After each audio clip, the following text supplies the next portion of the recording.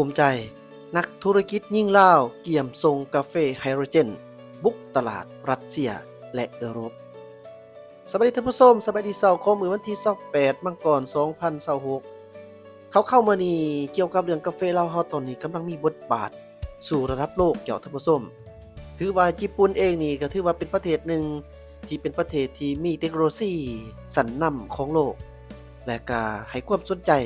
และตอนนี้ได้ร่วมมือกับทางนักธุรกิจลาวในการบุกเปิดก่อสร้างโรงงานผลิตขัวบอนขัวกาแฟด้วยระบบไฮโดรเจนถือว่าเป็นกาแฟที่สะอาดและก็เป็นกาแฟที่มีกลิ่นหอมหวนรักษาไว้ถึงกลิ่นหอมของกาแฟภูเพียงบริเวณซึ่งเป็นภูเพียงที่เป็นภูไฟระเบิดมาหลายพันปีขึ้นชื่อเรื่องดินดำน้ำซุ่มกาแฟอยู่นี่หอมเดี๋ยวนี้มีชื่อเสียงไปถึงระดับโลกเจ้าท่านผู้ชมในท่ามกลางบรรยากาศอันคึกคืนของงานเทศกาลอาหารลาวประจำปี2026ที่ได้จัดขึ้นเป็นปีที่21เป็นที่เรียบร้อยแล้วจุดซุ้มของวงการธุรกิจบ่ได้หยุดเพียงแต่การเฉลิมฉลองรสชาติอาหารท้องถิ่นเท่านั้นแต่ว่ากำลังจับตาไปที่บาทกล่าวอันยิ่งใหญ่ของผลิตภัณฑ์ลาวที่จะหันเปลี่ยนจากสินค้ากสิกรรมทั่วไปให้ไปสู่สินค้าพรีเมียมระดับโลกด้วยเทคโนโลยีพลังงานสะอาดท่านนางจำปาทองทะลงแสงจันทร์คณะบริหารงานสมาคมนักธุรกิจยิ่งและผู้อำนวยการบริษัท AEC การค้าจำกัดได้เปิดเผยวิสัยทัศน์อันแหลมคมในโอกาสร่วมงานดังกล่าวว่าปัจจุบันกาแฟลาวโดยเฉพาะจากผู้เพียงบริเวณปากซองแขวงจำปาสักกำลังกลายเป็นที่ต้องการอย่างสูงในตลาดรัสเซียและยุโรปซึ่งมีความต้องการนำเข้าสูงถึง20ตู้คอนเทนเนอร์ต่อปีนี่ถือว่าเป็นโอกาสที่สำคัญที่นักธุรกิจลาวต้องยึดกลุ่มไว้ในยุคที่การเชื่อมโยงภาคพื้นกำลังเบิกบานตามการรายงานของหนังสือพิมพ์เวียงจันทน์ใหม่สิ่งที่สร้างความฮือฮาให้กับวงการอุตสาหกรรมกาแฟที่สุดนั่นก็คือการร่วมมือยุทธศาสตร์ระหว่างบริษัท AEC และคู่ค้าจากประเทศญี่ปุ่นในการสร้างโรงงานขัวกาแฟขนาดใหญ่ที่ทันสมัยที่สุดจุดเด่นของโรงงานแห่งนี้ก็คือการนำใส่เทคโนโลยีพลังงานไฮโดรเจนหรือไฮโดรเจนเอเนอร์จีในขบวนการขัวท่านนางจำปาทองเน้นว่าการขัวกาแฟด้วยพลังงานสะอาดบ่เพียงแต่ช่วยรักษากลิ่นหอมอันบริสุทธิ์ของกาแฟโดยปราศจากกลิ่นควันไฟรบกวนเท่านั้นแต่ยังเป็นใบผ่านทางที่สำคัญที่จะเฮ็ดให้สินค้าลาวตอบโจทย์มาตรฐานสิ่งแวดล้อมของสหภาพยุโรปหรือ EU ซึ่งจะช่วยให้พวกเขาได้รับการยกเว้นภาษีและเข้าสู่ตลาดยุโรปในอย่างเต็มตัวฐานนางจำปาทองยังได้เน้นหนักว่าความได้เปรียบทางด้านโลจิสติกแม่นปัจจัยตัดสิน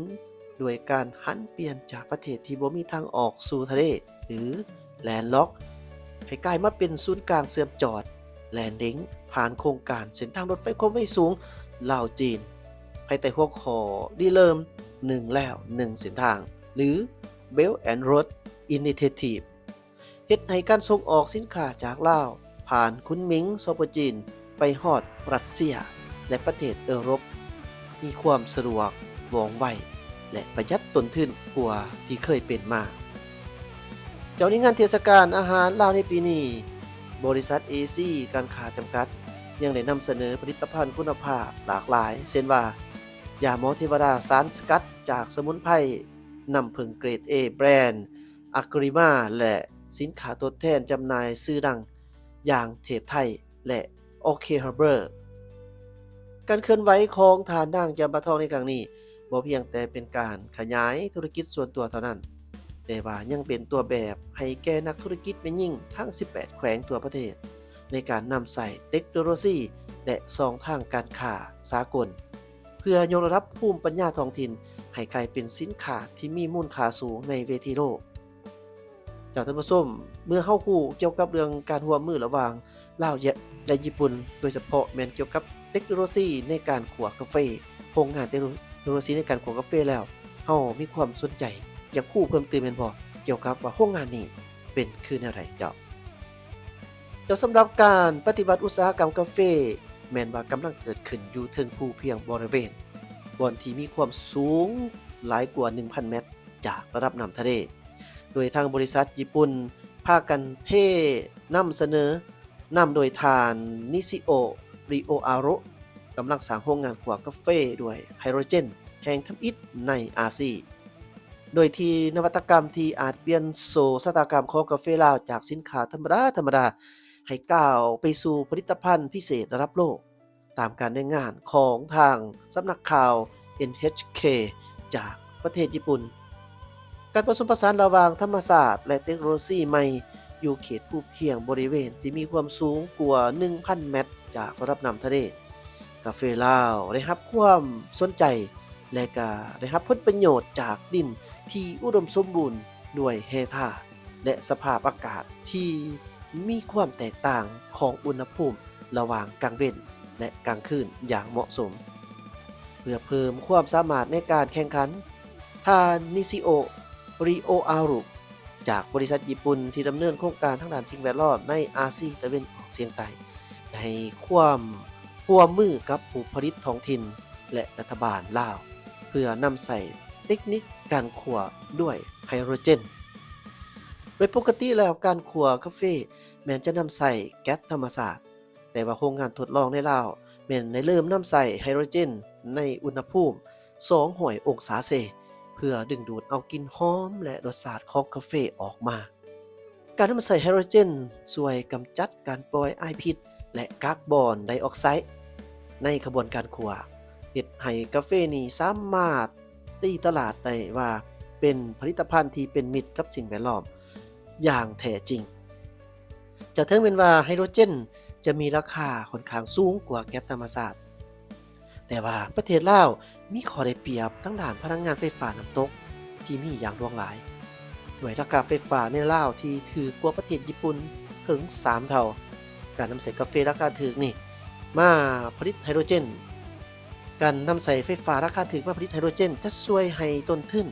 การผลิตและราคากาแฟสามารถแข่งขันในตลาดได้จากในแผนการในอนาคตแม่นการสร้างโรงงานขัวกาแฟไฮโดรเจนแห่งใหม่ที่จะสามารถผลิตได้ทั้งไฮโดรเจน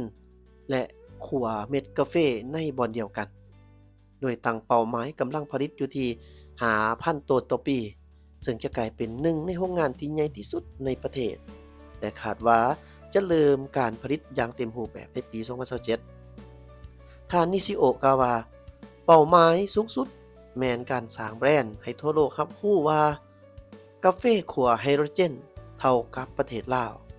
เพื่อยกระดับชื่อเสียงของกาแฟลาวให้เป็นที่รู้จักไปทั่วโลกในฐานะกาแฟคุณภาพสูงที่รักษาสิ่งแวดล้อมเจ้าทั้งหมดนี้เป็นอะไรเจ้าท่านผู้ชมเกี่ยวกับเรื่องกาแฟลาวเฮาตอนนี้กำลังจะก้าวขึ้นสู่ระดับโลกเป็นที่เรียบร้อยแล้วและก็เป็นที่ต้องการของตลาดรัสเซียและยุโรปโดยการร่วมมือกันระหว่างลาวและญี่ปุ่นที่จะก่อสร้างตั้งโรงงานไฮโดรเจนอยู่ที่เมืองปากซองเขตภาคใต้ภูเพียงบริเวณแขวงจำปาสักของสปปลาวเฮาอะไรจะท่านผู้ชมถ้าหากข้อมูลนี้พอเป็นประโยชน์ก็อย่าลืมซัพพอร์ตหรือว่าสนับสนุนช่องกินหอย Channel ได้ด้วยการกดไลค์กดแชร์กด Subscribe กดซุปเปอร์แตง